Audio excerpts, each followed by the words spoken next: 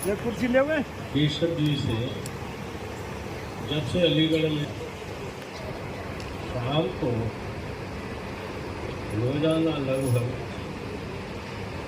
3-4 लोग हम यही कॉलोनी में धार्मिक चर्चा किया करते थे, राजनीतिक भी होती थी, बहुत अच्छा लगता था। लेकिन वो छोड़ के चले गए, मुझे बड़ा शौक इस बात का। अब इस बात की संभावना बहुत कम है कि हम लोग इस प्रकार की धार्मिक राजनीतिक सामाजिक चर्चा है समय बीत जाता है। लेकिन बड़ा शौक है कि ये पुण्यात्मा हम छोड़ मेरी सारी शुभकामनाएं उनकी आत्मा के साथ है। भगवान उनकी आत्मा को शांति दें, सर्वांग जनों को